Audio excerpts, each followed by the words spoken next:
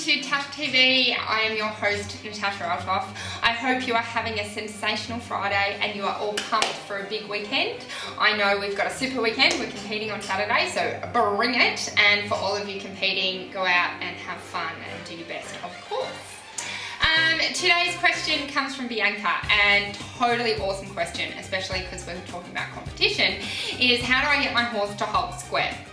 I love this question. So firstly, Bianca, congratulations to you for discovering and understanding that it's the tiny nuances in your test that make all the difference. Like some people go, oh, as long as I halt, and you know, there's other parts of the test that are just as important, but your entry and your halt are 2 marks out of 10. So if you can get 8 out of 10, 16 marks out of 20, you're doing an awesome job, where if you get 5, you're only on 10.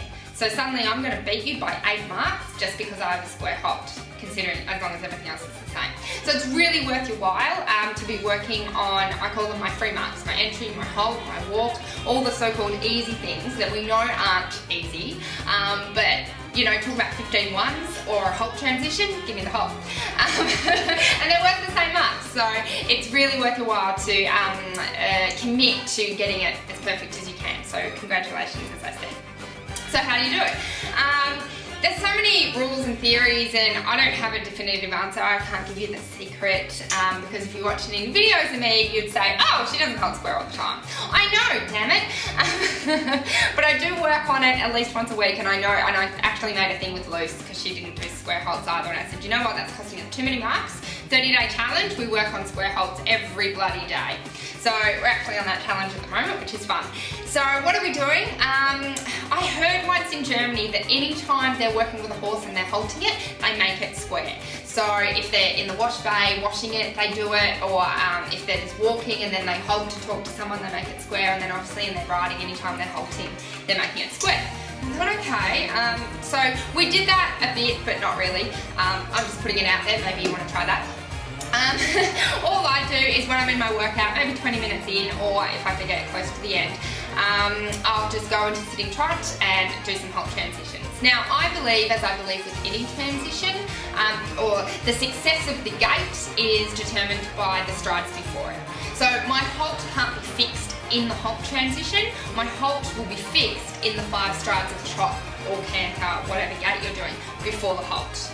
Now I trust that makes sense, because that's a really important note and way of thinking that you need to get from me, otherwise the whole thing doesn't work. So it's about the trot. So at the moment, like my canter halts are okay, but there's a part in the Grand Prix test where you have to trot halt, and sometimes that's a little off. So that's where I've been really focused. So in the trot, what I have to do is make sure he's really up. So his hind legs are really under, his shoulders are really up, he's really light in front. If he's bearing down and he's 20 kilos in each hand, if I do a halt then, it's going to be ugly. It's on the forehand, it's not going to be pretty. So I have to make sure it's really light. And then I do kind of like a pretend halt. I go, okay, half halt lightly and sit back a little bit, and I go, is he about to halt? And if I feel him respond, then I just keep that kind of collected trot. 3, 2, 1, halt.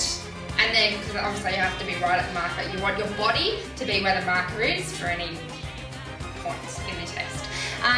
Now, what happens if 3 strides in, I go, oh, test my halt, he's like, ah! And I'm like, ah! Which happens all the time. I have 3 strides to go, which is like half halt kick, half halt kick, half halt kick, to get him up, to then go halt, and hopefully have a better chance of having him, you know, collected. Basically throughout the whole test, I'm just doing that. Half hold up, trying to get the shoulders up, create energy, stay up. Because everything's coming up so quick, and he's got to be light pretty much for the whole test for anything to be successful.